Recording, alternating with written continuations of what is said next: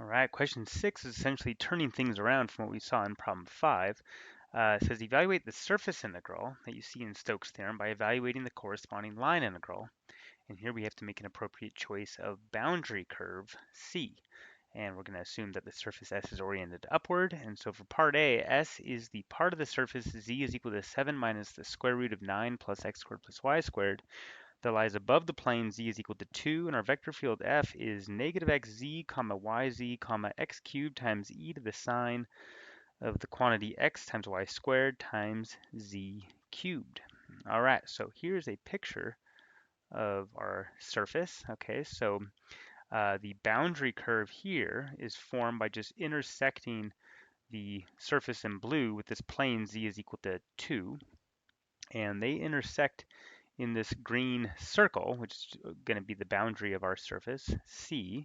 And to find the radius of that circle, well, I can just set these two equations equal to one another and rearrange, and I get that x squared plus y squared is equal to 16. So that's a circle of radius 4, in fact, and it lies in the plane z is equal to 2. So noting that the surface is oriented so that the normal vectors point upward, our boundary circle here has to be oriented counterclockwise to stay consistent with the right-hand rule.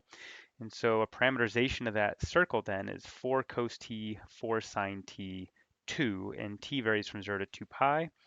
And here is our derivative vector. All right, so now to compute this surface integral of our curl, Stokes' theorem says I can compute the line integral of our vector field around this boundary curve C.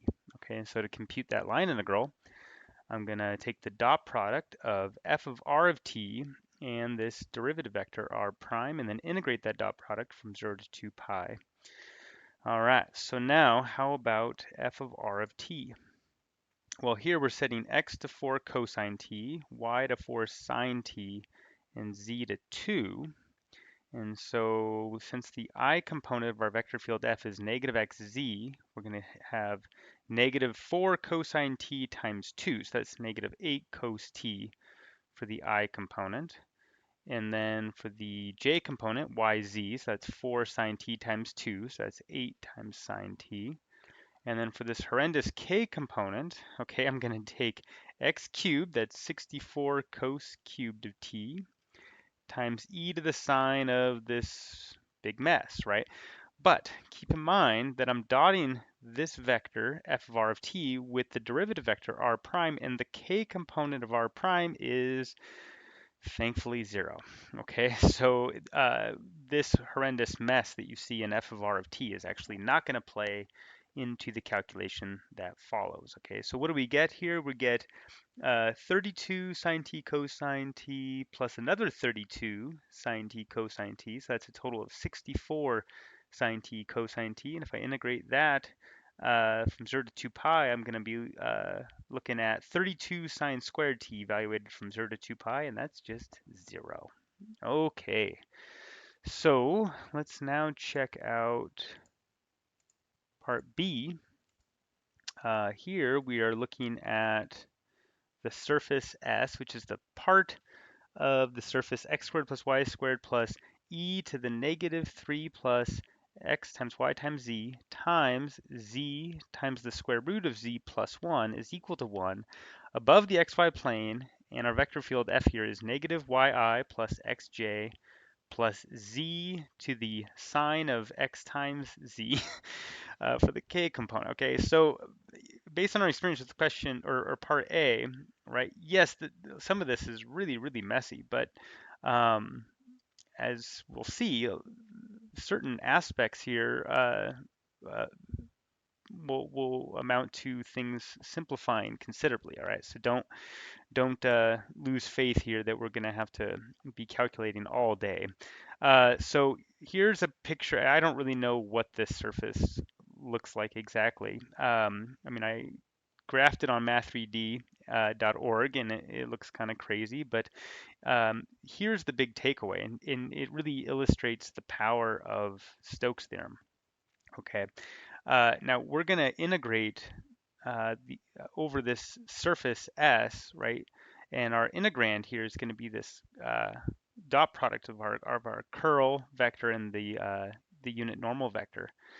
Okay, but Stokes theorem says that's equal to the line integral of our vector field along the boundary. And so what is the boundary? Well, as messy as this surface equation is, if I'm looking at the boundary, which is just the portion of the surface in the xy plane, well, setting z to 0, I just get the equation of the unit circle. Okay, so our boundary curve, in fact, is just the unit circle. And so Stokes' theorem says, hey, don't mess with the insane surface integral that you'd have to compute. Just go to the boundary and compute that line integral. Okay, and that's exactly what we're going to do. So now again, our surface is oriented so the normal vectors are pointing upwards. So our unit circle here will be oriented counterclockwise. So r of t is just cos t sine t 0. T varies from 0 to 2 pi, and here's our derivative vector. All right, and so now to compute our line integral, I want f of r of t.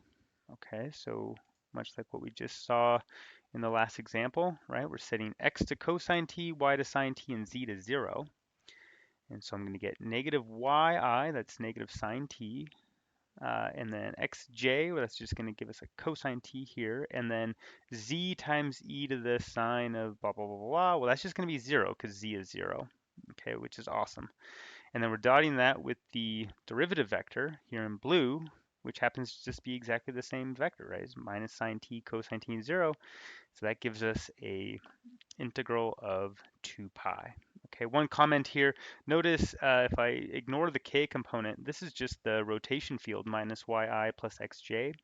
The fact that the circulation comes out to be 2 pi allows us to conclude what in regards to this vector field. Could this vector field be conservative? No, it could not. The fact that you computed a line integral over a simple closed curve and got something non-zero, in this case we got 2 pi, says that that vector field is in fact not conservative. So that's just a little aside here, but yeah, that does it for this problem, and I will see you in the next video. Thanks so much.